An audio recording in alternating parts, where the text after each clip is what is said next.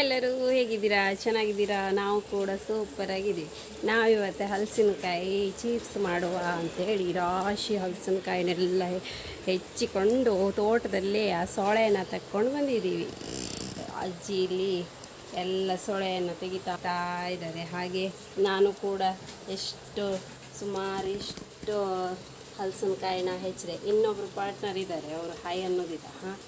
ಹಾಗೆ ಇದು ಬಿಳಿ ಬಟ್ಟೆ ಮೇಲೆ ಹೀಗೆ ಹೆಚ್ಚು ಹಾಕ್ಕೊಂಡ್ರೆ ಒಂದೆರಡು ಮಳೆ ಬಿದ್ದಿದೆ ಅಲ್ವಾ, ಸೊ ಅದು ನೀರು ಹೀರ್ಕೊಳ್ಳುತ್ತೆ. ಚಲೋವಾಗಿ ನೀರು ಹೀರ್ಕೊಂಡು ಚಿಪ್ಸ್ ಮಾಡೋಕ್ಕೆ ಚಲೋ ಆಗುತ್ತೆ. ಸೊ ಹಾಗೆ ಇಷ್ಟು ಸುಡ್ತಾ ಕೂತಿದ್ದಾರೆ. ಬನ್ನಿ ತೋರಿಸ್ತೀನಿ ನಿಮಗೆ. ಒಂದು ಮೂಲೆಯಲ್ಲಿ ಒಂದು ಸಣ್ಣ ಒಲೆಯನ್ನು ಹಾಕ್ಕೊಂಡು ಅಮ್ಮ ಚಿಪ್ಸನ್ನು ಸುಡ್ತಿದ್ದಾರೆ. ಒಂದು ಸೋಪಾಗುವಷ್ಟು ಚಿಪ್ಸ್ ಆಗಿದೆ. ಈಗ ಖಾರ ಉಪ್ಪು ಎಲ್ಲ ಹಾಕಾಗಲಿಲ್ಲ, ಅದಕ್ಕೆ ಎಲ್ಲ ರೆಡಿ ಆಗ್ತಾ ಉಂಟು. ಹಲಸಿನಕಾಯಿ ಮಳೆ ಬಿದ್ದ ಮೇಲೆ ಚಲೋ ಆಗುತ್ತೆ ತಿನ್ನಲಿಕ್ಕೆ. ಹಾಗಾಗಿ ಹಲಸಿನಕಾಯಿ ಚಿಪ್ಸನ್ನು ಮಾಡುವ ಅಂತ ಹೇಳಿ ಮಾಡ್ತಾ ಇದ್ದಿದ್ದು.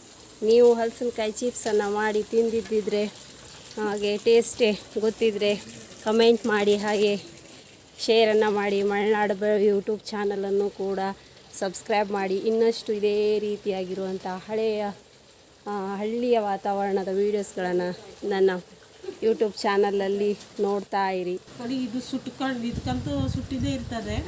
ಒಂದು ಪ್ಲೇಟ್ನಲ್ಲಿ ಹಾಕೊಂಡು ಟೀ ಮುಂದೆ ಕುತ್ಕೊಂಡು ತಿಂತಾ ಇದ್ರೆ ಸಂಜೆ ಊಟನೂ ಬೇಡ. ಕೇಳಿಸ್ಕೊಂಡ್ರ ಫ್ರೆಂಡ್ಸ್? ಅವ್ರ ಮುಖ ಕಾಣಿಸಲ್ಲ ಅಂತೆ, ಆದರೂ ಅವ್ರು ಹೇಳ್ತಿದ್ದಾರೆ ನೋಡಿ. ಆ ರೀತಿ ನೀವು ಕೂಡ ಮಾಡಿ ಆಯಿತಾ.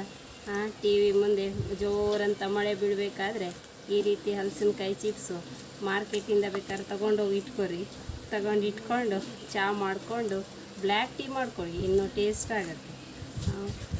ಅಷ್ಟು ಮಾಡ್ಕೊಂಡು ಕೂತ್ರೆ ಯಾರಾದರೂ ಬೈಬೇಕು ನೋಡಿ, ಆಗಲೇ ಟಿ ವಿ ಮುಂದಿಂದ ಹೇಳ್ಬೇಕು, ಇಲ್ಲ ಚಿಪ್ಸ್ ಖಾಲಿ ಆಗಬೇಕು.